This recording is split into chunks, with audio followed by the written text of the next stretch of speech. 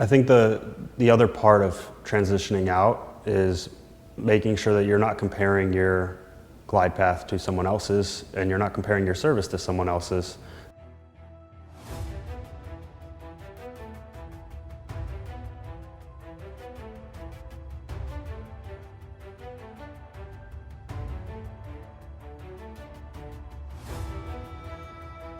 My name's Erik Bartell. I'm a veteran, I'm an entrepreneur, I'm a father, and I'm a husband. I was in the U.S. Army. I was an infantry officer with the 101st Airborne Division, 3rd Brigade Rakhisan. I had one combat deployment to Afghanistan, and I served for 5 years before getting off of active duty.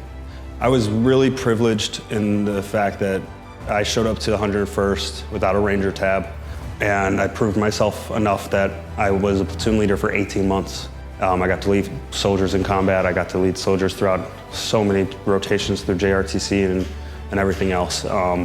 You're given this purpose and you're given missions, and whether or not you believe in it or not, like, you know that at the end of the day, especially if you're deployed downrange or wherever you may be, that the welfare of the person to your left and right depends on you.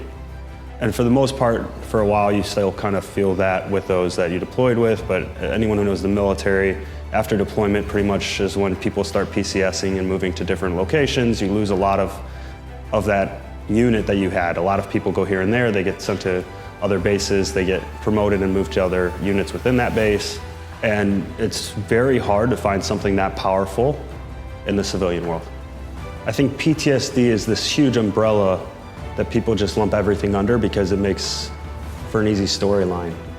There's so many more veterans that are dealing with separation anxiety or transition anxiety, and that's just as real as someone who is dealing with PTSD from getting blown up downrange. Like, the stress of having to change your entire life, leaving something so secure as the military. They literally provide you housing, they provide you food, they tell you what you're doing at every time of the day, and it's about as secure as you can get in a career field. And you're taking this huge leap, leaving that to pursue something else. And that is, in itself is, like, just talking about it, I'm not even going through it and I'm scared.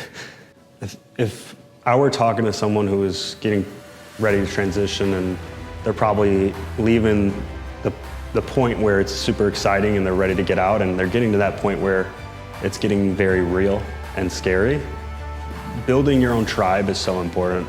Little by little, I've accrued certain people in my life who I can look to for guidance, and whether or not they're veterans or whether or not they're just someone that I have met who is willing to give me advice. Nurture those relationships. That's the most important thing. Don't always go to them asking. Always, before you approach someone, always think of, like, what can I offer this person? Don't always go to someone and think, oh, what can they offer me? Because that's how you build lasting relationships. That's how you build relationships that go much farther than, hey, we work together.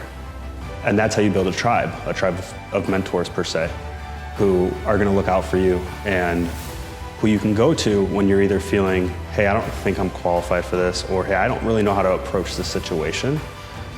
And these are the people that sometimes it's just pumping you up. Like, sometimes you need that cheerleader who's just gonna be like, dude, you're awesome. Stop doubting yourself and just do it. And sometimes you need the shoulder who's just gonna be there and be like, hey, you don't win every single time.